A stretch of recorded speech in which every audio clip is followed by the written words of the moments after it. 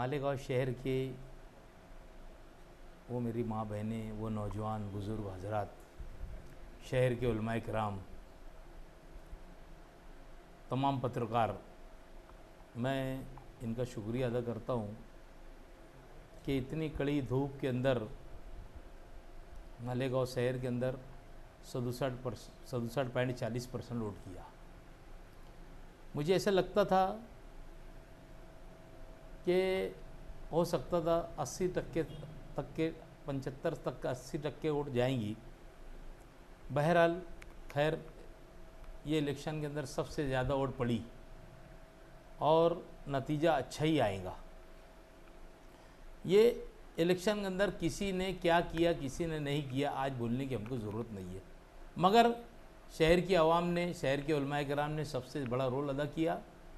बिला किसी के बुलाने पर, किसी की चिट्ठी पौती लाने के ऊपर वो कोई चीज़ का इंतज़ार ना करते हुए कहीं पोलिंग बूथ के करीब जाकर अपनी अपनी स्लिप लाए और स्लिप लाने के बाद यहाँ के लोगों ने वोट दिया। कहीं कहीं तो रिक्शा का भी इंतज़ाम नहीं था, लोगों ने अपने खर्चों से रिक्शा का भी भाड़ा दिया और पोलिंग बूथ के ऊपर जाके वोट दिया।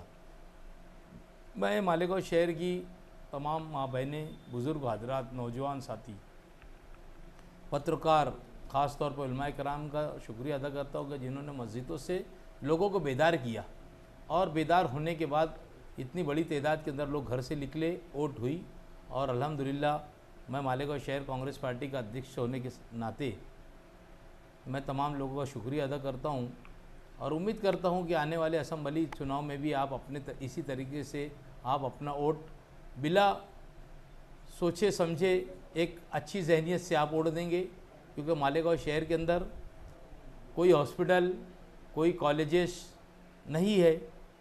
हमने क्या पाया क्या खोया, आज हमारी उम्र के हमने हर 18 साल के बाद वोट दिए। बहरहाल शहर के अंदर जो चीज़ होना चाहिए था वो चीज़ आज तक की नहीं है।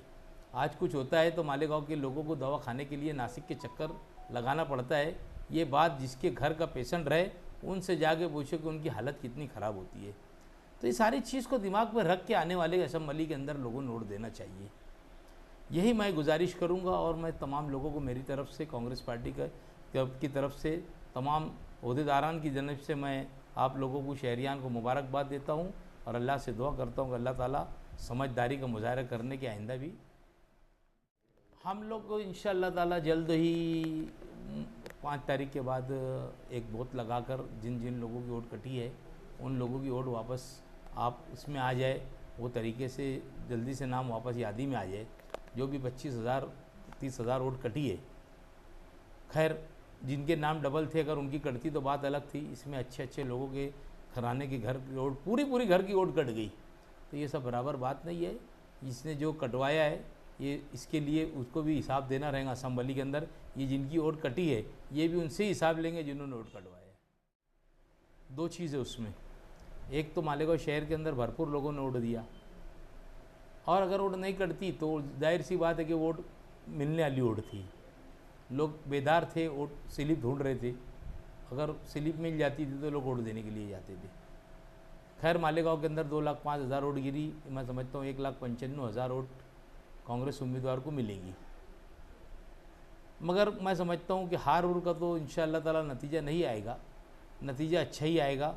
और क्योंकि मालेगांव शहर के अंदर क्या आजू बाजू में मालेगांव का पावर लूम के अंदर काम करने वाला हो, मजदूर हो, सेठ हो, सरमायादार हो, हर चीज़ से परेशान है। वैसी शेतकारी परेशान है, वैसी छोटा मोटा कारोबार करने वाले परेशान है। तो लोगों ने एक ही जहन कर लिया था, चाहे हिंदू हो, मुस्लिम हो, दलित हो, आदिवासी हो, सब ने ये दिमाग बनाया था कि संविधान को जो इन्होंने आपकी बार 400 पार का नारा दिया था, ये संविधान बचाने के लिए लोगों ने वोटिंग किया। और वोट करने के बाद मैं समझता हूँ कि दूसरी चीज़ जो है रोटी रोज़ी का जो मसला था उसको भी लोगों ने ध्यान में रखा और लोगों ने अपने वो बेहतरीन तरीके से वोट दिया। और मैं समझता हूँ कि हार का नतीजा तो कहीं से आएगा नहीं, इंशाअल्लाह ताला हमारी उम्मीदवार सोबत आई बच्चों चुन गई।